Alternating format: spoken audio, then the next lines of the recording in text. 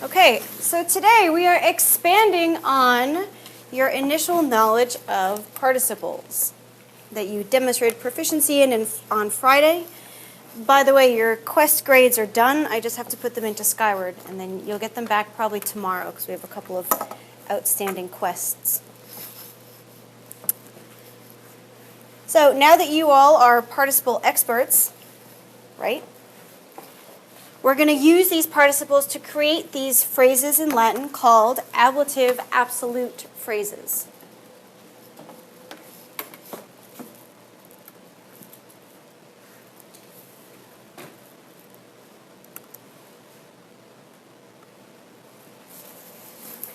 Just a fair warning to you, ablative absolute phrases do not exist in English. These are a purely Roman, very quintessentially Latin type of expression.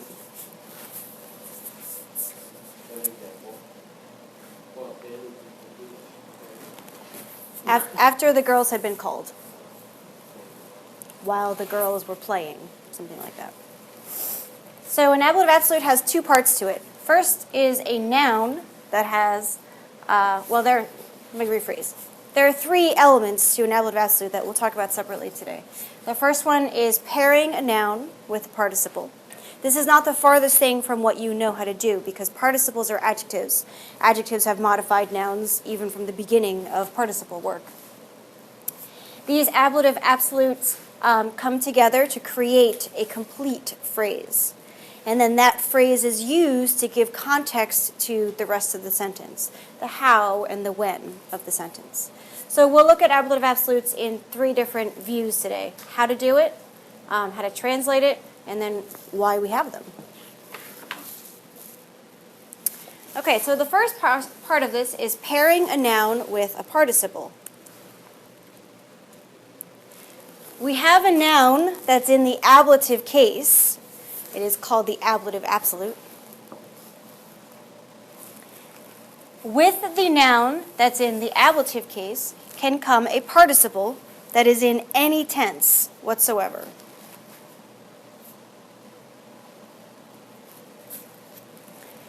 If the noun is in the ablative case, what case do you think the participle is going to be in? Ablative case. Very nice.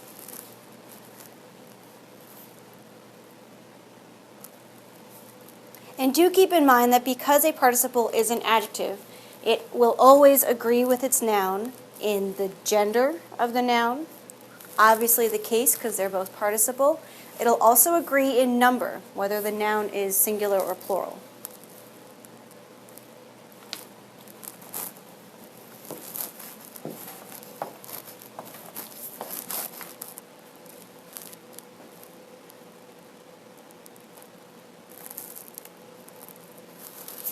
Okay, so our first example of creating a noun and participle pair comes to us as Swivl. Now remember, Paradox doesn't do macrons yet, so that's an O with a macron, nice ablative case. So your job is to create a perfect participle from the verb vocare that agrees with Swivl.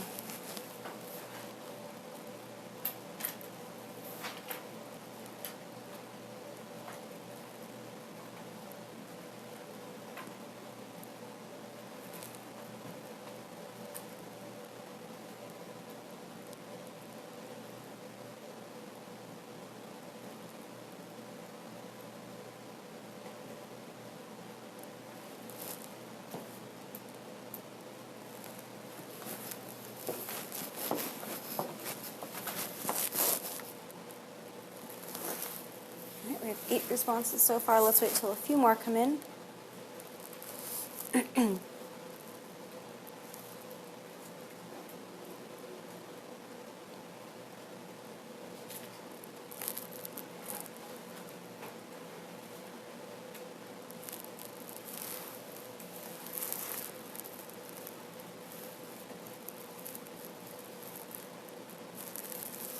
All right, so here you are 13 hours away from your participle quest. Let's see if you can still form perfect participles.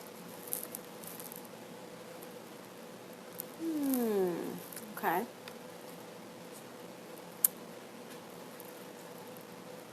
We have a wide variety of words here. Someone who changed his or her mind. Okay. Wokato is what we were going for here. You need a fourth principal part to do a perfect passive participle. From the fourth principal part, which for this verb is wokatus, then you need to change the ending, that is us, and make it ablative singular to go with Swivl. Now, you don't have to change your answer here. I'm not sure where wokam came from specifically. It's an accusative ending, and it's not exactly built from the fourth principal part. Just as a point of information, 98% of first conjugation verbs, they all follow the same series or sequence of principal parts. They all go o, are, awi, atus across the board. The two that don't fit the pattern are the two first conjugations that are on your must-know list. Do, dare, dedi, datus, that doesn't follow the pattern. And then sto, stare, steti, status, doesn't follow the pattern either. Okay, but everything else is fairly predictable, that if you can see vocare is a first conjugation infinitive, then you can predict the principal parts. So this one was missing a vowel, I guess. This is actually a present participle, vokante. So present has the NT. We have another vowel issue. So this is a fourth principal part. It happens to have an accusative singular masculine ending on it, or it has a neuter nominative or neuter accusative. Neither of which, unfortunately, we were looking for, because we wanted something that was ablative and masculine. Okay. Let's try another one then. Here's ankila, ablative. You're going to create the perfect participle from the verb percutere. And I'll give you a hint. The fourth principal part is percussus, just like the word percussion.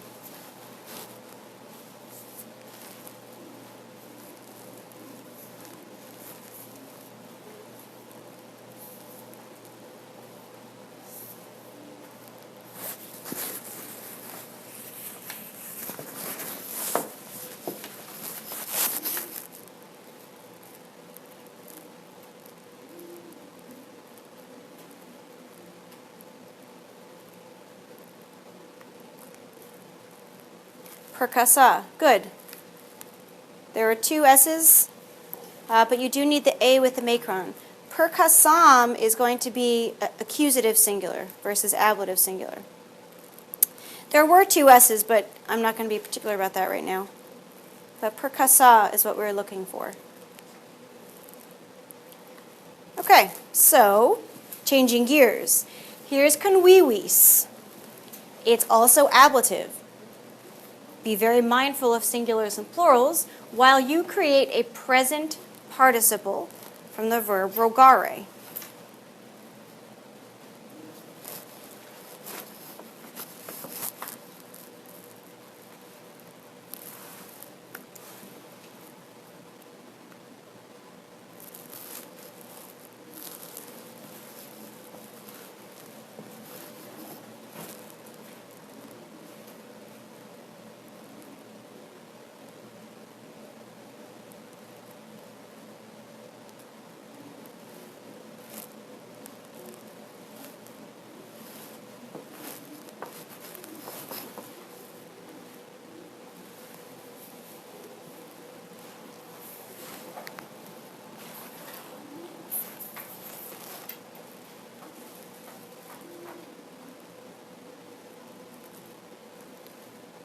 Okay, it looks from the first three responses. All right, let's go back to the drawing board. Open up your notes to January 11th. Yes, I believe you did it on January 11th or January 15th. One of those two dates you should have done, thank you, present participles.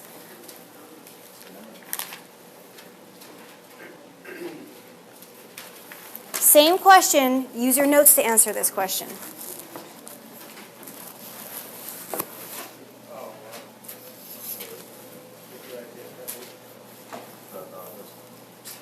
Yeah.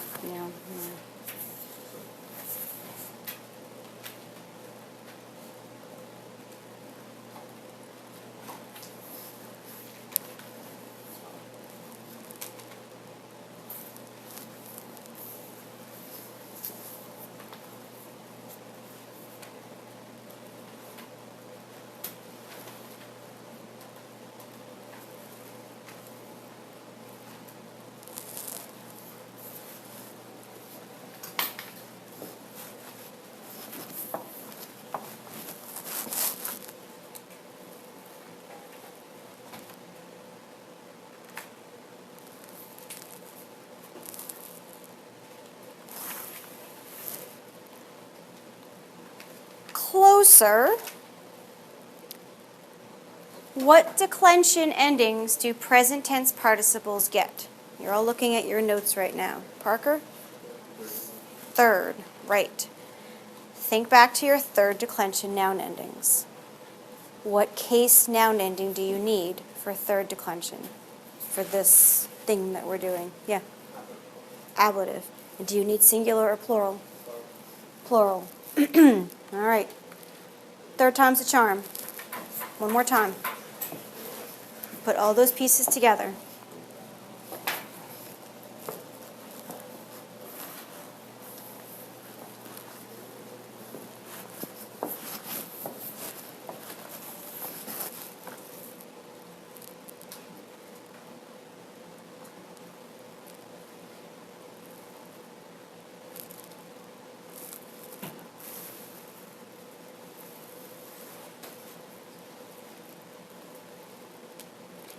Good, good.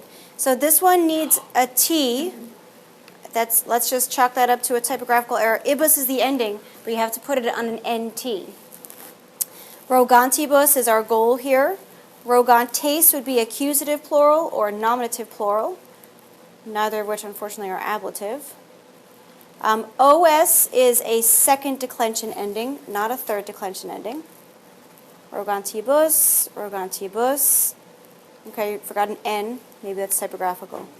Okay, good. So a present participle starts with the infinitive. You drop off the RE. You add NS for nominative singular. I just put that together a couple weeks ago. It took me a while. But NS is the nominative singular ending, right? Nom, N, singular S.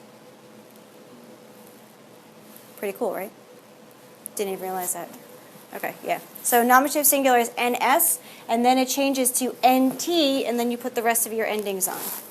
Okay, so part of this then is predicated on the idea that you all have memorized your various noun endings. All right, so let's work on translating the aforementioned ablative absolute phrases. The number one rule of translating an ablative absolute phrase is that when you start translating it, you are not allowed to use either of the two Latin words that are given to you in the phrase. Instead, you have to start with one of these 5 options: since, while, when, after, because.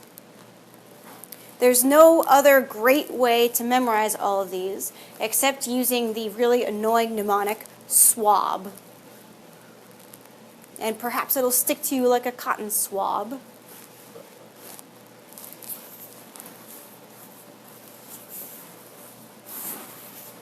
So you pick a swab, and then you can start translating. The example I gave you here, coquo vocato, after the cook was called. Now, one of the great things about ablative absolute, which some of you might not find so great, is that realistically you could choose any one of these options for your translation. Caroline could write because the cook was called. Henry could write after the cook was called. Brielle could write when the cook was called. And all 3 of you would be correct.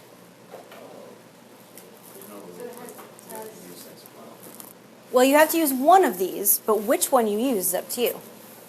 But it has different meanings to them. Yeah, I mean, with since or because, you're kind of establishing a causal relationship between the ablative absolute phrase and the rest of the sentence. You might find that some of them work better than others at times, but it's really translator's choice.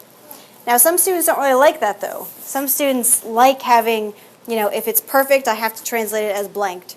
And if it's pluperfect, had blanked, right? And there's one way to do it, and that's it. Some students, on the other hand, like this sort of freedom to do it. So swab is our first takeaway from using ablative absolute phrases to create complete ones.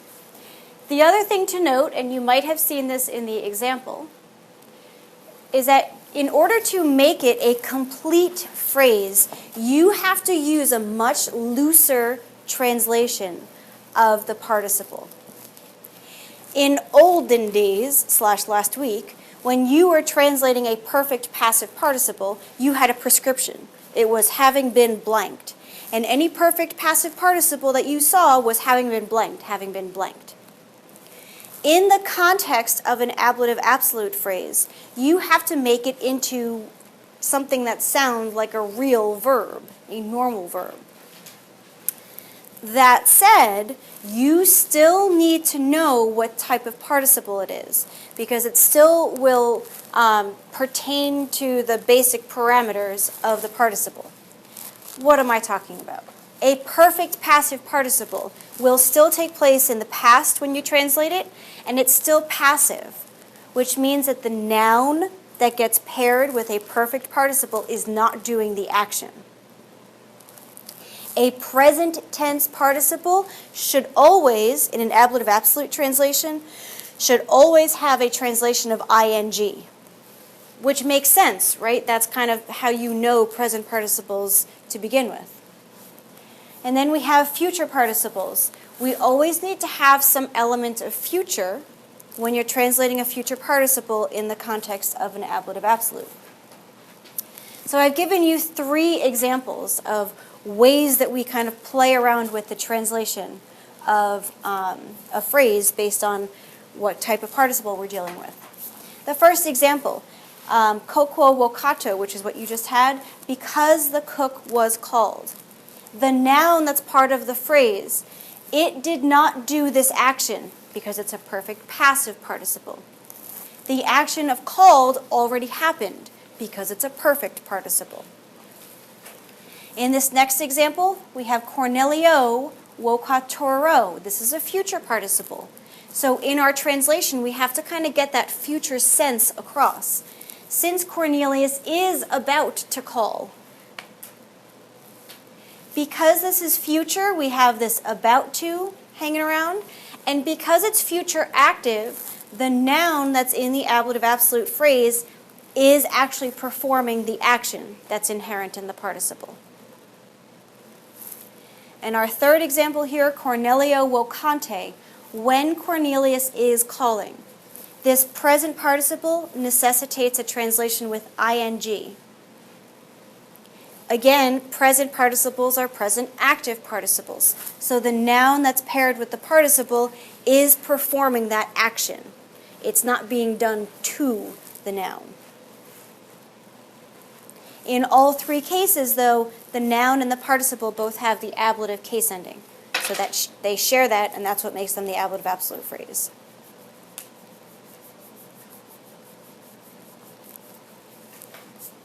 How's it going so far?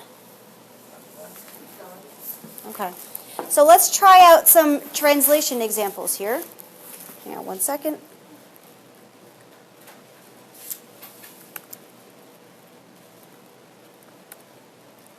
Okay, this is multiple choice. Which ablative absolute phrase would represent the English translation of since the girls had been hit?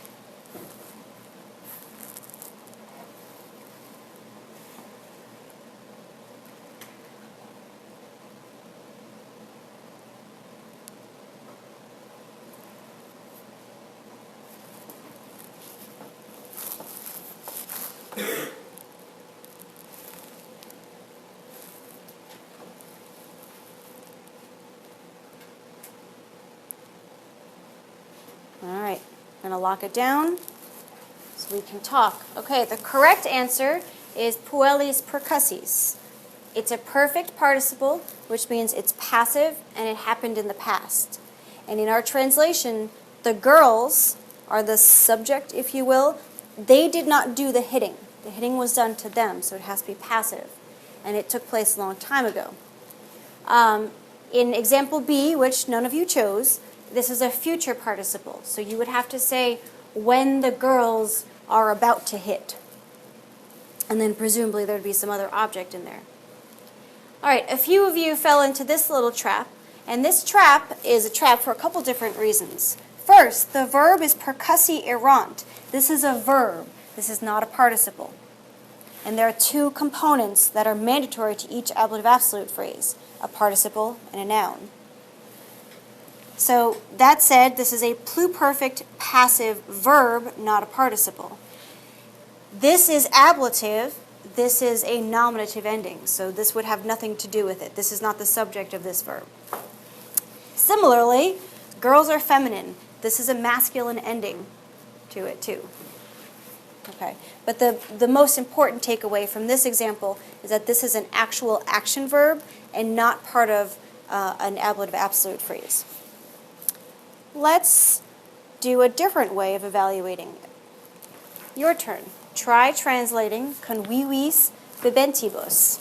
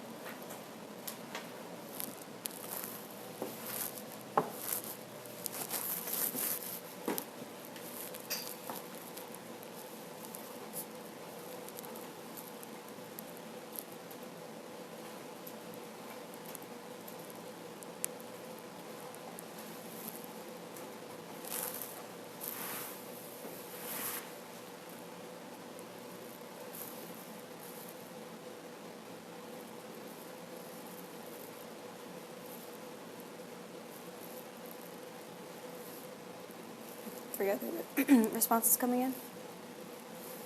2, 1. Lift off. Okay, since the guests had been drinking, good. Since the dinner party guests are drinking, great. You could use either. You don't know when the rest of the sentence takes place, so it doesn't give you a time frame during which the ablative absolute takes place. So are drinking or had been drinking is fine. Because the guests are drinking, good. We're starting to see some variety of swab. I might say that after might not work so well with a present participle of ing.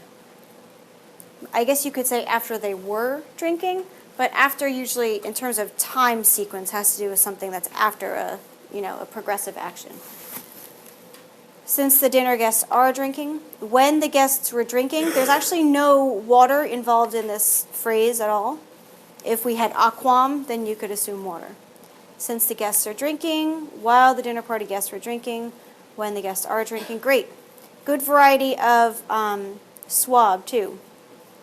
This one is actually not correct, though, because it has a present participle, so we need to stay very closely tied to that ing translation. When the dinner guests were drinking, all right, this one doesn't start with a swab, nor does this one. You need to make sure that every ablative absolute translation starts with a swab word of some sort, of your choice, really. Okay. Let's see here. Just want to scroll up here. Take a screen cap. Okay. So, a different method of evaluating, again. This is an ablative absolute phrase, pueris sitis, and I'm asking you if you agree with the translation of when the boys were allowing. This is not a vocabulary issue. That verb is from the verb of allowing, okay? I'm not trying to trip you up on meanings of the words. But do you agree that this phrase could be translated as when the boys were allowing? You can drag your dot to either a thumbs up or a thumbs down as to whether or not you think that that would be an acceptable translation.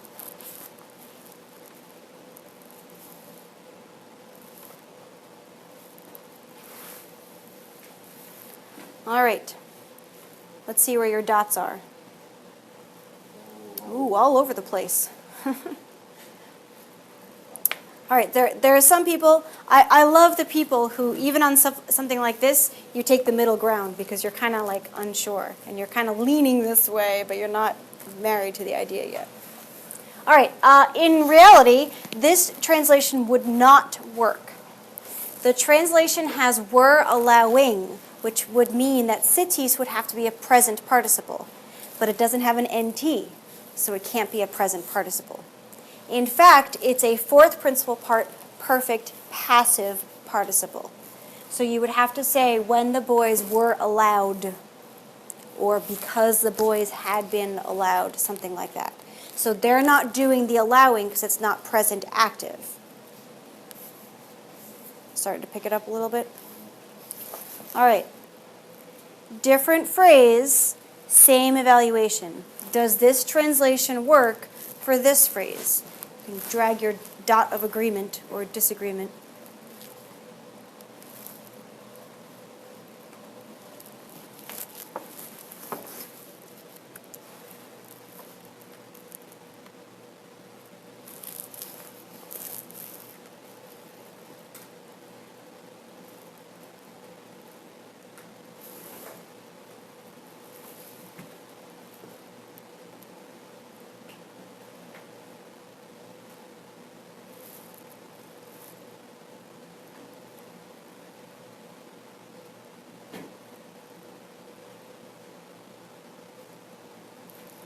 All right, ready to see where your chips have fallen?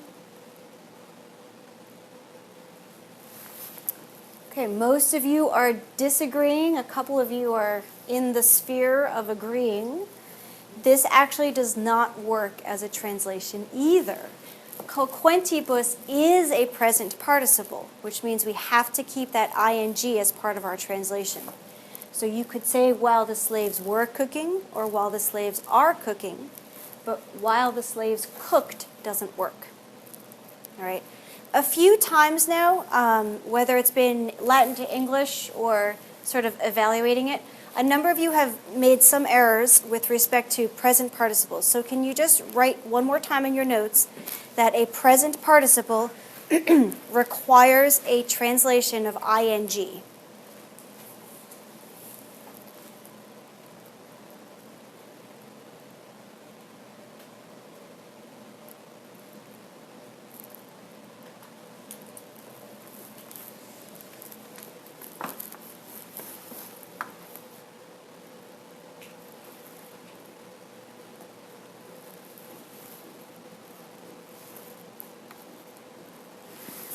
The final piece of ablative absolute phrases is that they give context to the rest of the sentence. To that end, you should know that most ablative absolute phrases are found at the beginning of a sentence. When I say most, I'm talking like 90-something%. Fortunately for you, when an ablative absolute phrase is given at the beginning of the sentence, exclusively, it is set off from the rest of the sentence with a comma. So as you all are developing a sense for chunking a sentence and making meaning of it in little parts, you should know that at the beginning of the sentence, if you see an ablative absolute, you can go ahead and write brackets around it, label it as an ablative absolute, leave it behind if you want to, because that's actually not where you're going to start, you could start translating with it, but that's not going to have anything to do with your nominative, your subject, or your verb, or your object. And any ablative absolute phrase will give some sort of explanation to the rest of the sentence, when it happened, how it happened, why it happened. This translation would be, you don't have to write down the translation unless you want to, while the guests are drinking, the slaves brought the second course into the dining room. So without this phrase here giving, clarification to the rest of the sentence, this is still its own thought. It still functions. The slaves brought the second course into the triclinium, or into the dining room. We're good. We don't really need this ablative absolute phrase here, but it exists, and it helps us to understand a little bit more about what's happening in the rest of the sentence. I think by now you can probably see how this doesn't exist in English. You probably don't read very many stories or texts or sentences that feature little phrases like this at the beginning. Or if you do, you certainly don't call it an absolute phrase. Definitely not an ablative phrase because we're English. All right. Questions? Okay. I am going to work in a few minutes on getting you takeaways for this. In the meantime, stand up and take a quick brain break.